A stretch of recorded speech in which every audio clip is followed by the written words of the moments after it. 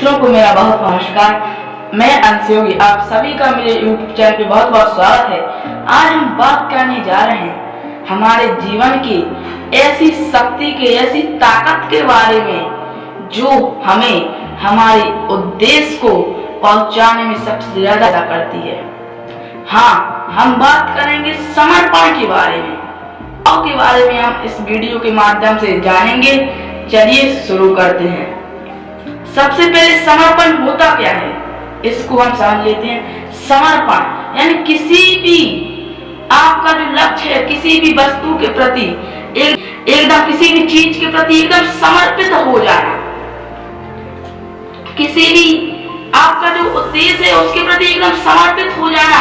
अपने हृदय को, अपने मन को, अपनी जो एकाग्रता को एक जगह लगा देना, एक जगह एकाग्र कर देना, यह समर्पण कहलाता है। मेरे पिताजी मिस्टर देवेंद्र योगी जी इस नेटवर्किंग की इंडस्ट्रीज में, डायरेक्ट सेलिंग इंडस्ट्रीज में कुल 25 वर्षों से हैं। उन्होंने अपना जो जीवन है डायरेक्ट सेलिंग इंडस्ट्रीज को समर्पण कर दिया है।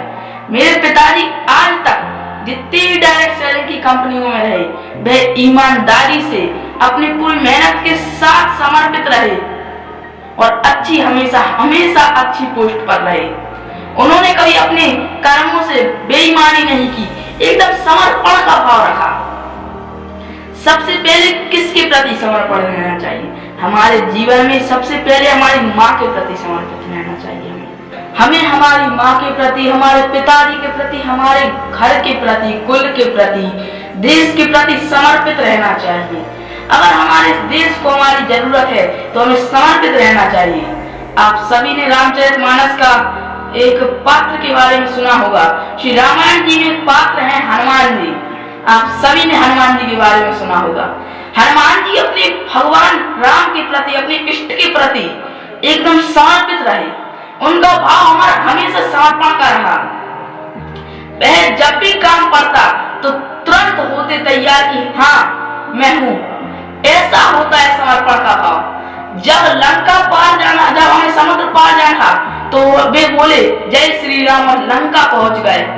जब संजीवनी बूटी लानी थी श्री लक्ष्मण जी के लिए तो एक बार उन्होंने बोला जय श्री राम और वो पर्वत था, संजीवनी बूटी का पूरा पर्वत उठा लाए। ऐसा समर्पण होना चाहिए।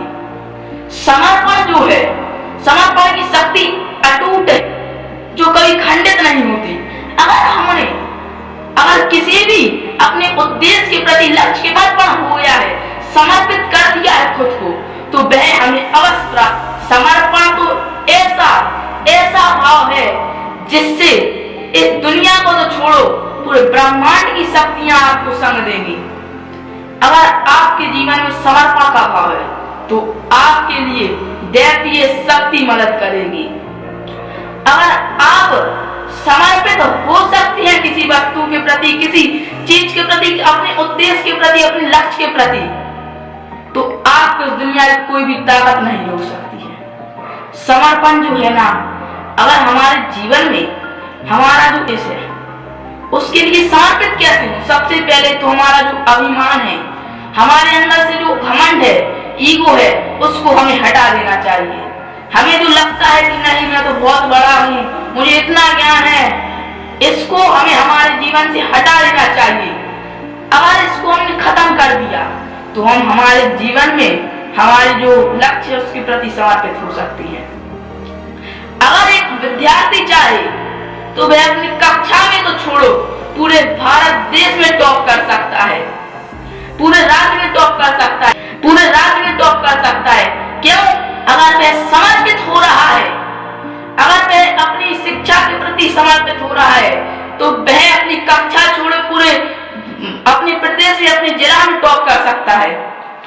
अगर एक सैनिक, आपने हमारी आर्मी के बारे में सुना होगा, अगर भारतीय सैनिक हमारे देश के प्रति समर्पित नहीं रहे तो हम अच्छे से सुरक्षित नहीं रह सकते हमारे घरों में। हमारे भारत के सैनिक आज भी जम्मू कश्मीर, हर जगह के बॉर्डरों पे, इतनी ठंड में, बरसात में, गर्मी में, हर मौसम में एकदम समर्पण का भाव रहता है उनके अंदर। और वह अपने जो उनका जो भाव है समर्पण का, उनका जो समर्पित रहते हैं।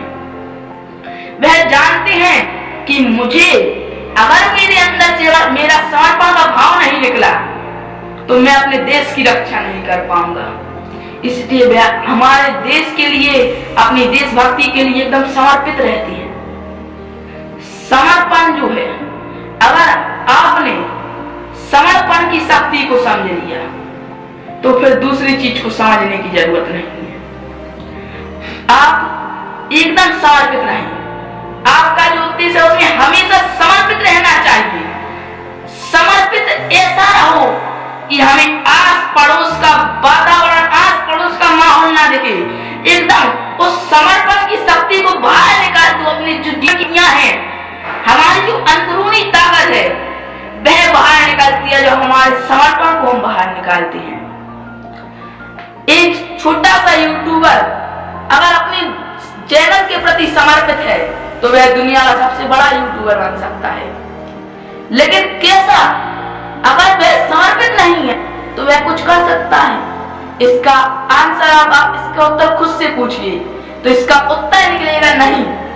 अगर आप किसी भी वस्तु के प्रति, किसी भी उद्देश्य के प्रति समर्पित हैं तो उसको पा सकते हैं। मैं बार बार इसलिए बोल रहा हूं कि आप अपने मन में उतना समर्पण का भाव बाहर निकालें। मेरे पिताजी 25 वर्षों तक अपने पिताजी के साथ, मेरे दादाजी के साथ उन्होंने काम किया, कारोबार किया। वे समर्पित रहे और जब उन्होंने नेटवर्किंग की दुनिया में कदम रखा तो इसमें भी वह समर्पित रहे। यह होता है समर्पण का भाव। मेरे लिए मेरे जो पिताजी हैं वह सबसे अच्छे प्रेरणा स्रोत है, क्योंकि जब से मैंने उनको देखा है तो यह देखा है कि वे समर्पित रहे हैं। धन्यवाद। मिलते हैं अगली वीडियो के साथ।